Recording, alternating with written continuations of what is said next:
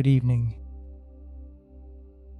Welcome back to Snorewood. The date is a Thursday in mid-February. February. I want to talk about February because February in Snorewood is misunderstood. Not by the people who live here. They've made their accommodation. They know February. They have their systems. But in the larger cultural imagination, February is simply the worst of winter. The part after the novelty of December and the fresh start of January. The part that is just cold and dark without any of the compensating festivities. February is endured. February is gotten through. This is, I want to suggest, a category error. February is not the worst of winter. February is the most winter, the most concentrated, most honest, most itself version of the season. In February, winter has stopped apologizing. It has stopped offering the soft consolations of early snow and holiday lights. February says, "This is what I am. Cold, dark, long, present."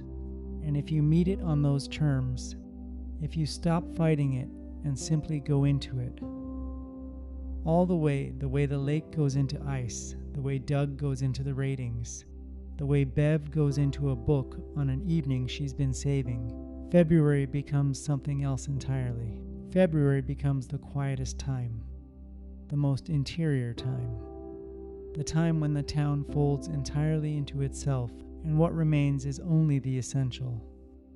The essential, it turns out, is quite a lot. The time is 7 o'clock. It is, needless to say, completely dark. It has been dark since 5. The temperature outside is -11, and the wind off the lake makes it feel like -18, which is the kind of cold that makes the inside of your nose feel different and which Snorewood residents refer to simply as out there, as in, it's really out there tonight. This is not a complaint. It is a description, a neutral observation about the outside, made from the inside from the position of warmth. The lake is largely frozen, ice. 3 on Doug's scale. The formations have begun. We'll get to the formations. First, the town, the February town, the most itself version, the Drowsy Bean. 7:15. The bean in February is different from the bean in any other month. Every table is taken. Every person is holding something warm. The sound of it, the low conversation, the steam, the particular acoustic of a room that is doing exactly what it was made to do, is the sound of February being correctly handled. Maureen has been making the chamomile latte for 4 months. 4 months is the full run of the chamomile season, October through January, with February sometimes extending it, sometimes not, depending on what February asks. This February is asking, the cold is asking, the wind off the lake is asking, the chamomile latte is providing. She has in those 4 months made the latte 519 times. She has not changed the recipe once. She will not change the recipe. The recipe is done. The recipe is her mother's chamomile latte, modified 11 times and then completed, and completion means it does not change. Every one of the 519 has been exactly the same, which means every one of them has delivered the same specific warmth to the same specific place. And this is not monotony. This is mastery. This is the whole point of a thing that works. Tonight there is something new, however. Not to the recipe.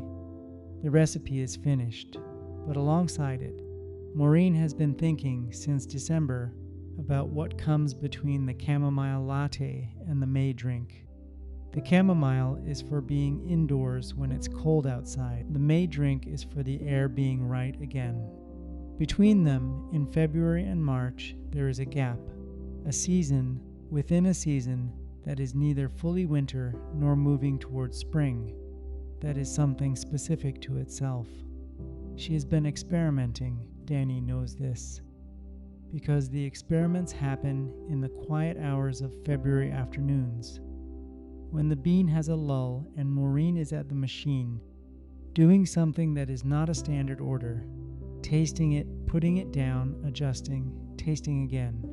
Dani has been watching without commenting because she has learned when to comment and when to watch. And the experiments are watching time. The bean. Late afternoon before the evening rush. Maureen at the machine. The experimentation, Maureen to herself, or to the machine, or to the drink that is almost but not yet right. Not that. She adjusts and takes. More of the other one, less of closer. She adjusts again, smaller, she tastes. What is this for? She is asking the drink, genuinely. This is how she develops things, by asking what they're for, what feeling they're trying to be. February specifically. February is... It's not cold in the same way as January. January cold is fresh. February cold is settled. February cold has been here long enough to know where everything is. February cold is at home. What is February for? Inside February. If you're not fighting it, if you've gone into it all the way, February is for the long evening. The evening that starts at 5 and goes until 10. And doesn't feel long because you're inside it, and you have the lamp and the book and the person you trust, and the warmth that is sufficient. February is for the inside, completely. The most inside time. She tastes the drink again and pauses. Something has changed in her expression. That's it. That's it. It's the inside feeling. Not the relief of coming in from the cold. That's the chamomile. Not the relief of the cold being over. That's the May. This is the feeling of being so far inside that the cold outside doesn't even feel like a contrast anymore. It's just elsewhere. You're here. The cold is elsewhere. The elsewhere doesn't concern you. What do I call this? She looks at the cup and pauses, and very quietly to herself. February. I'll call it February, of course. She sold it for the first time this evening. Put it on the menu board this afternoon, in her handwriting, below the chamomile latte, February, for the feeling of being all the way inside. By 7 o'clock she had made 11. I had one. I am not going to try to describe it, because I am a historian, not a poet, and the February drink resists the precise description, the way some things we have discussed resist the precise description, and the appropriate response to those things is to point at them and say, go find out for yourself. Go to Maureen's. Order the February. It tastes like the long evening with the lamp. That's all I'll say. The bean full, the February evening. Maureen at the window, the sign turned, the February street. She looks at the menu board. 3 drinks now. The chamomile, the May, the February. There's one more. There's something between May and the chamomile. A late October drink, early November, the first cold drink. The first morning you wake up and know the summer is properly over. I know there's one. I haven't found it yet. I'm in no hurry. The storm drink. Still not on the board. Never going on the board. That's different. That one is for specific people on specific evenings, and the board would make it a product. The February street. Quiet. Lamplight on the snow that has been there since January, and which has compacted into the particular form that snow takes when it has been cold for weeks without a thaw. Gray-white, dense, resolute. A car slowly drives by, then nothing. Then Nick, walking home from somewhere, collar up, the cold not seeming to particularly bother him. He has learned February, she thinks. He has done the accommodation. He walks through it like someone who has decided it is just the outside. She lifts her cup toward the window. Nick doesn't see her. He's looking at his phone, then he puts it away and looks at the street. Then he sees the light in the bean, and he looks up. He raises a hand. She raises her cup. He keeps walking. She watches him go. The February street, the lamp, the warmth she has made and maintained. Right. Good. Bev's books. 7:30. The shop closed at 5, as it does in February. Bev shortens the winter hours, another unilateral decision she made years ago that is simply the law. She is home, but we go to the shop for a moment in the dark. The December shelf came down on January 2nd. The January shelf went up on January 3rd. I know what was on the January shelf this year, because Bev told me. She has been telling me the shelves since December, when she told me the December shelf, because she said it was time, and it was time, and now the telling is just how it is. Another thing that has found its level, the January shelf.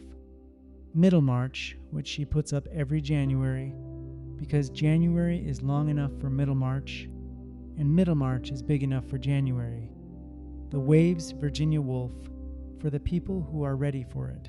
Housekeeping, Marilyn Robinson. The earlier one, before Gilead, the strange and beautiful one about two girls and a lake, and what it means to be unmoored, Moby Dick, which she puts up every other January, on the grounds that everyone should attempt it once, and winter is the time, and if they don't finish it, that's between them and the book, Letters to a Young Poet. Rilke, because January is when people need permission to become what they are. The Long Goodbye, Chandler, because the January shelf should have one that moves quickly. Not everything in January has to be an endurance. The Snow Child, Eowyn Ivy, because it is a novel about Alaska in winter that makes the cold feel like the right setting for something true. And Housekeeping again, I mentioned that one. A different copy, different position on the shelf. Sometimes Bev doubles up. I have learnt not to ask why. The February shelf went up 3 days ago, she told me. The February shelf has. And I want to be careful here, because the February shelf is, even within Bev's curatorial framework, something specific. The February shelf has books that she describes as the interior books. Not interior in the sense of interior monologue, not formally experimental. Interior in the sense that they take place, essentially, inside. Inside a room, inside a mind, inside a long and quiet period of a life. A Year in Provence, Peter Mayle. Because February needs a book that is warm in the geographical sense as well as the emotional. And because the food descriptions are the right kind of extravagant. Miss Rumphius, Barbara Cooney. A picture book, very short, about a woman who travels the world and then comes home to her place by the sea and makes it more beautiful. Bev puts one picture book on every winter shelf. She says, adults need picture books in winter, and they won't buy them for themselves. The Letters of Vincent van Gogh, because he wrote the best letters about what it is to work at something in the dark, about the long periods of not yet arriving, about the way the ordinary things, a chair, a pair of boots, a yellow house, contain everything. Middlemarch again. Yes, it's on both shelves. It belongs on both shelves. Middlemarch is always appropriate. The Remains of the Day, which was on the October shelf, she's put it back. I asked her why. She said, some books are for more than one season. I said, when did that change? She said, it didn't change, I just didn't say it before.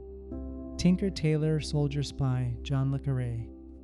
Because February evenings are long, and a long evening deserves a long investigation into a complicated thing. And because le Carré writes the cold better than almost anyone. The Collected Stories of Mavis Gallant. Because Gallant is Canadian, and February in Canada is when you should read Canadians. And because her stories are about people in the middle of their lives finding out what the middle means, which is a February project. And the 8th book, the February 8th book, is Winnie-the-Pooh, not the house at Pooh Corner, which she recommended in May. The first one, the original, I said, Bev, why Winnie-the-Pooh for February? Because it snows in Winnie-the-Pooh, and because Pooh doesn't mind the snow. And because there is a chapter where Pooh and Piglet walk around a tree in the snow and think they are tracking something, and it turns out to be their own footprints, and they have been following themselves, and this is February. I asked her, what does that mean? In February, you run out of new directions. You've been inside long enough that you start going in circles, and you think you're getting somewhere, and then you realize you're back where you started.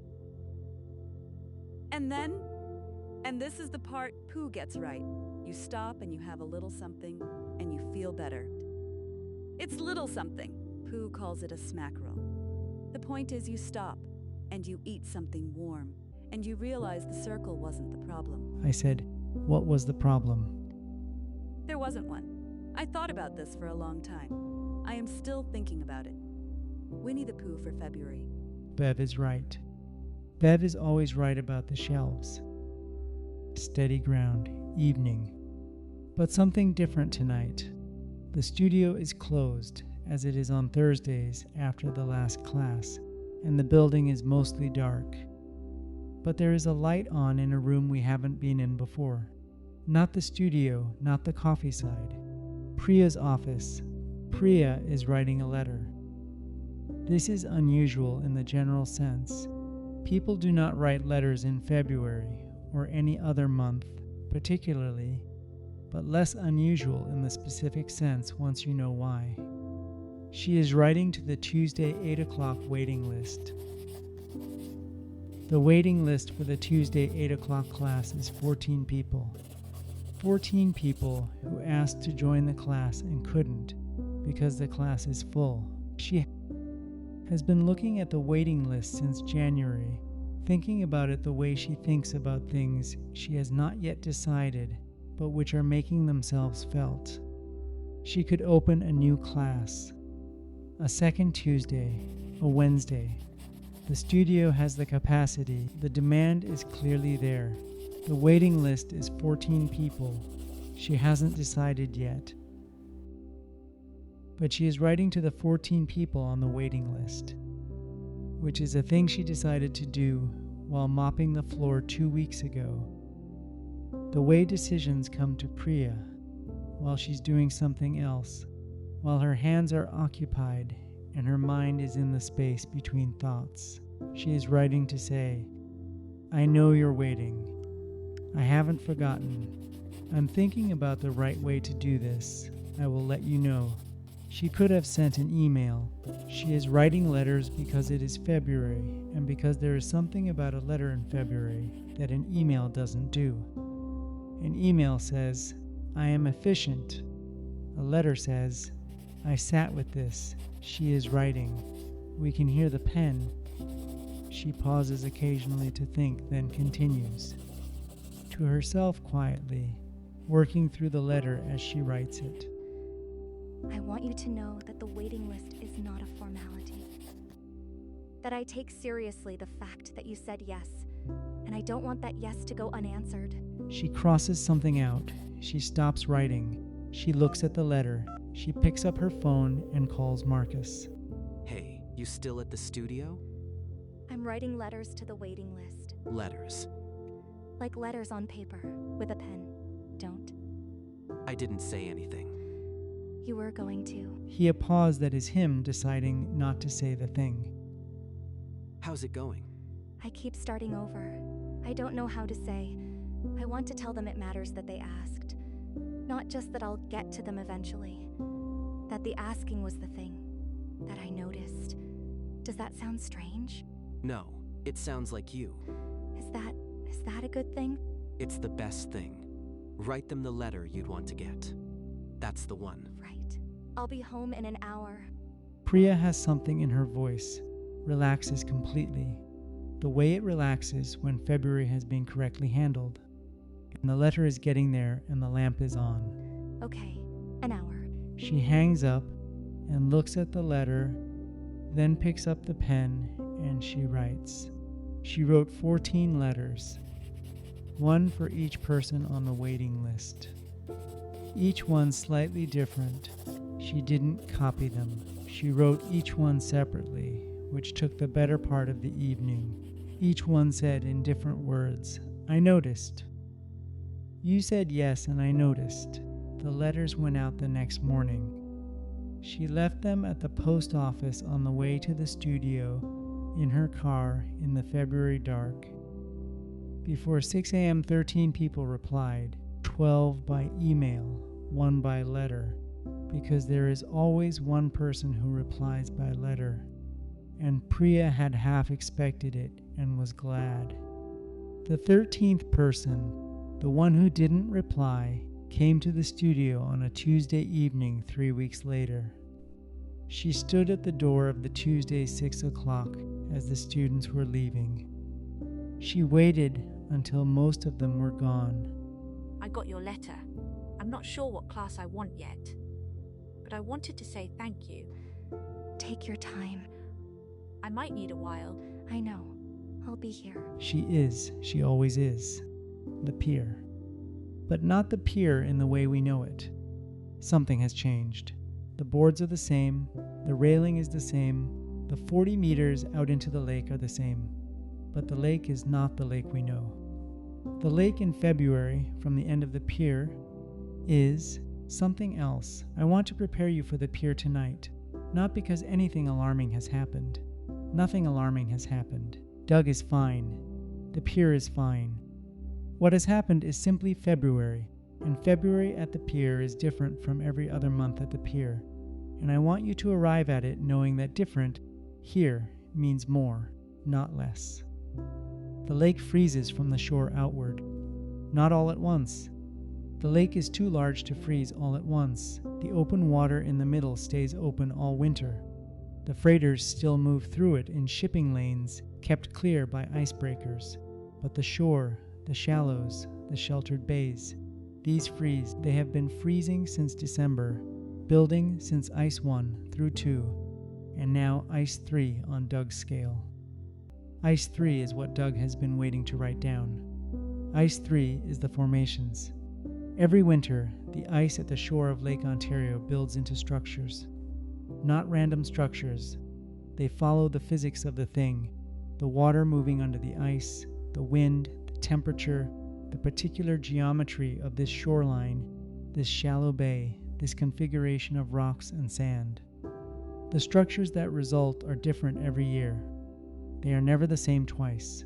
They are large and architectural, and they belong to no category of human making, though they sometimes look, if you're inclined to see it, like things. Like the ruins of something. Like the inside of something very large and very old that has been left open. Doug has been photographing them. He has 3 years of photographs. He looks at them in February evenings, the photographs of other Februaries, and he is assembling something. Not a rating. The formations resist the number, he has said so, but a record of a different kind. Visual, patient, year by year. This February's formations are, by Doug's assessment, the finest he has seen. He told me this on Monday on the phone without preamble. He called at 7 in the morning, which is extremely unusual. Doug does not call in the mornings, and he said, "Gerald, come to the pier tonight," I said. "It's February, Doug," he said. "I know what month it is." I went. The pier. 8:15, Gerald and Doug, together at the end, which is also unusual. Doug rates alone, but tonight he has made an exception. Doug he is not rating yet. He is looking. He looks for a long time before he says anything. The sound of the formations, a low creaking, a sound like the ice breathing, which it is, in a sense, the temperature contracting the structure, the water moving beneath it. "Look at that," I looked. "I have been in Snorewood for 22 years. I have walked this beach in every season. I have written about this lake in all its versions. I have sat on the bench and stood on the pier and documented the town from the inside for longer than most of the people I write about have lived here. I was not prepared for the formations. They extended from the shore outward.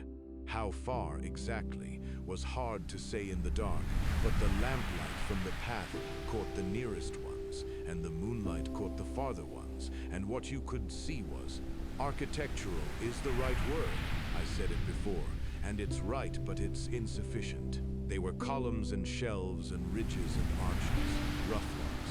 The arches not perfect arches, but suggestions of arches. The columns not smooth but faceted, catching the light differently at each face. And the color, the ice was not white, or not only white.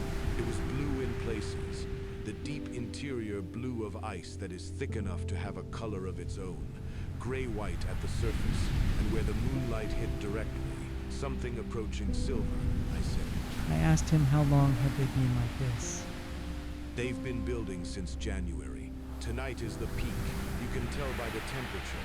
It's been the right cold for 3 weeks, the sustained cold, and tonight the formations are as complete as they'll get before the thaw.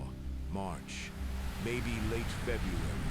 You never know exactly. I've been coming every evening, watching them build. But tonight, He stopped, looked at the formations. tonight they're done. He meant it the way Maureen means it when she says a recipe is done. The way Bev means it when she says a book is the right book. Done. Complete. Finished in themselves. Tonight they're done. Doug, beginning the rating, the notebook open, the pencil moving, but differently tonight. More slowly, as though the careful observation requires the careful notation. Thursday, February. 8:23. Ice category. Tonight's Ice 3. That's the category. Shore ice forming structures. But I want to note this carefully, for the record, that the number doesn't hold it. 3 doesn't hold what the formations are tonight. I've written before, unrateable recommends seeing in person. I've written that twice, the July storm color and the transition color in April of last year. I'm writing it again. Ice 3, but also unrateable. Recommend seeing in person. Watercolor. 3. The February gray. Through the ice at the edges you can see, in the gaps, the opened water, dark, nearly black. The winter color. 3 is right. 3 is the color of something very serious and very old and very committed to being what it is. Choppiness. 1. The ice has calmed everything. The little movement that remains is slow and deep, felt through the pier boards, not seen on the surface. The lake is breathing slowly. Smell. 9 again. The same 9 as the 1st November. The bottom of the lake, the deep cold. In February, the smell is the deepest it gets. You are as close to the bottom of 10,000 years as the air allows.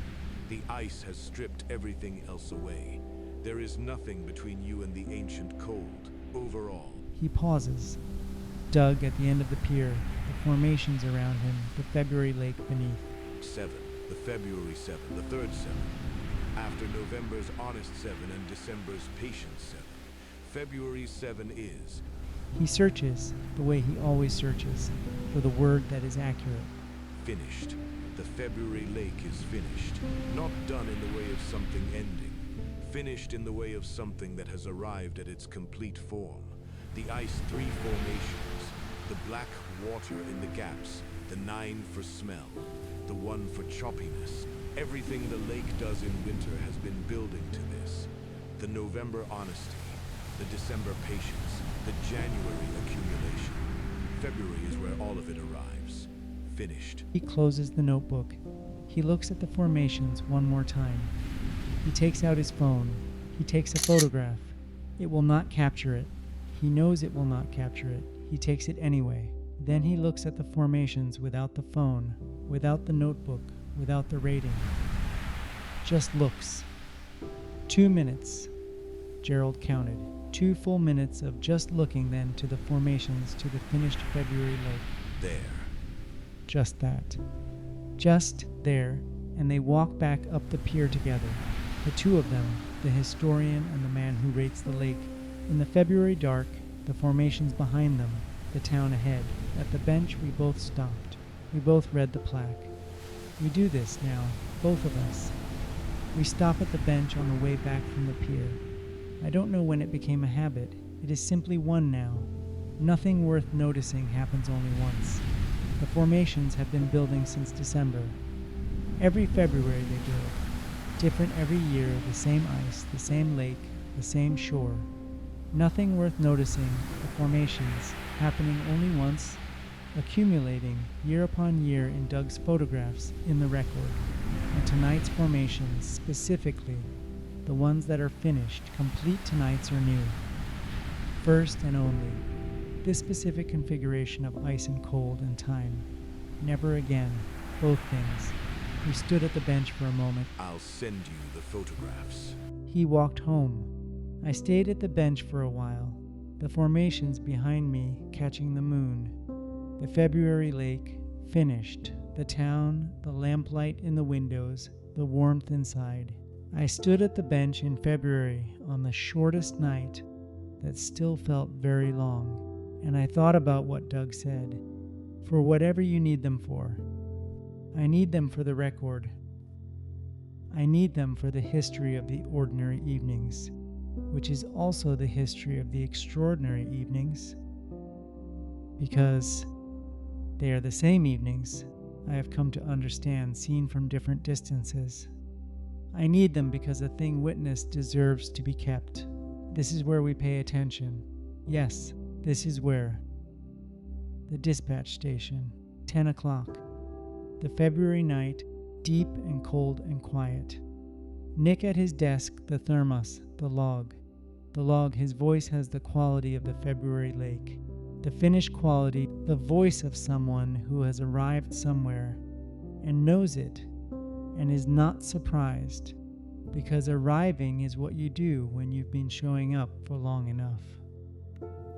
Thursday, February 19th. I went to the pier this afternoon before my shift. I wanted to see the formations in the daylight. I don't have the words for the formations. Gerald will have the words. Doug has the photographs. I have the experience of standing in front of them and not saying anything for 8 minutes. I know because I checked the time. 8 minutes of not saying anything. They looked like the lake had been working on something all winter, and February is when it shows you.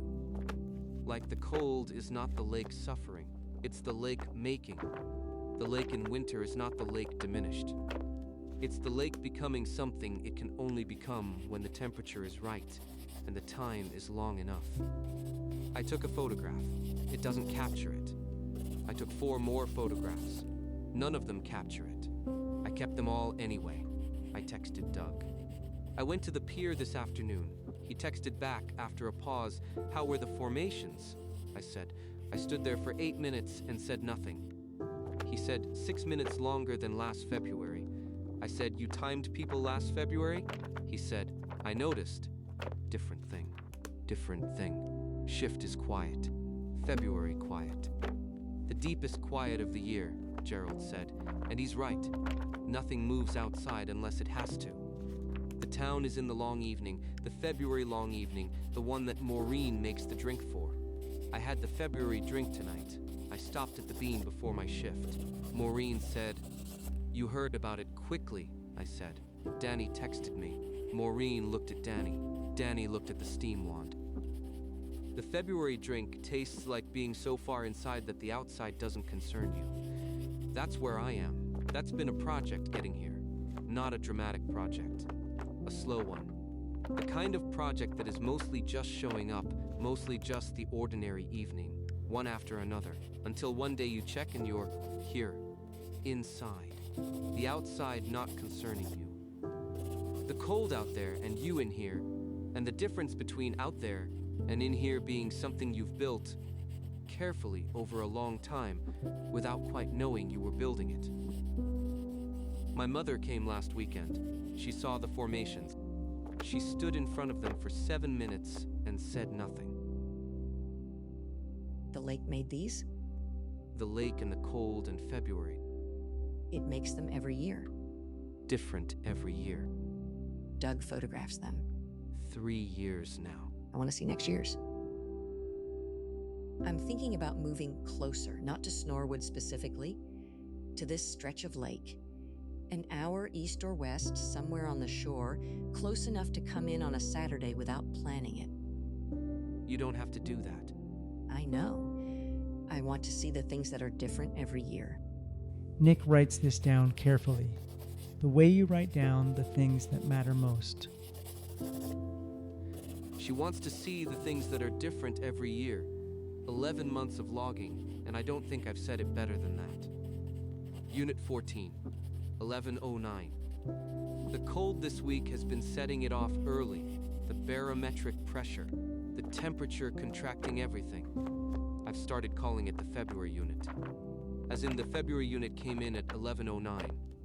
As opposed to the regular unit, which comes in at 1114. I log it, I dispatch, I sit back in the chair. Good. Just that? Just good. all of Snorewood in February. The bean with the lamp and the chamomile and the February drink. Steady ground with the 14 letters sent.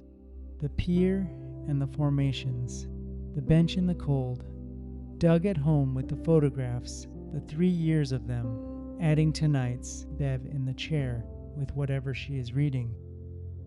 She told me, and I will tell you, she is reading the Van Gogh letters, the February shelf, and she has been reading them for 2 weeks, and she says they are the best letters ever written, which is a strong claim, and which I believe completely. Priya at home. The soup, Marcus's soup, the good kind, and the memory of 14 letters sent into the February dark. Terry Bouchard, who I have not mentioned yet tonight, but who is here, who is always here. Terry is working on a new proposal for the subcommittee, something for the spring, something Phil suggested in December, and which Terry has been developing since January into a document of 12 pages and 4 diagrams, which Sandra will reduce to 2 pages and 2 diagrams, and which will be better for the reduction, as things usually are. The proposal is for a small permanent weather station on the waterfront path near the bench to track the lake conditions over time. A proper record. Temperature, wind, wave height. Automated. Doug, when consulted, said, "The automated readings will be accurate. They'll be missing something." Terry said, "What will they be missing?" Doug thought about this for a while. He said, "The person standing there." Terry said nothing for a moment. Then he said, "Right." He put that in the proposal. In Terry's section, not Sandra's reduction, but she kept it, because sometimes Terry says the right thing, and when he does, it should stay. Any measurement of the lake is only a measurement. The experience of the lake requires the person standing there. The station records the numbers require the person. Sandra kept it. The proposal goes to council in March. The formations are finished. Ice 3. Unrateable. Recommend seeing in person. Doug says the February lake is finished. The way a thing is finished when it has arrived at its complete form. Bev says Winnie-the-Pooh for February, because in February you run out of new directions, and you follow yourself in circles, and then you stop and have a little something and feel better. The chamomile latte, the February drink, the May drink coming when it's time, all of them for specific feelings, specific seasons, specific moments that deserve their own warmth. Maureen is looking for the 4th one, the first cold drink, October, early November, the morning you wake up and know. She'll find it, she always does in the end, Nick said. She wants to see the things that are different every year. Yes, that is exactly what we are here for. The things that are the same. The bench, the pier, the corner, the shelf, and inside them, the things that are different every year, the different formations.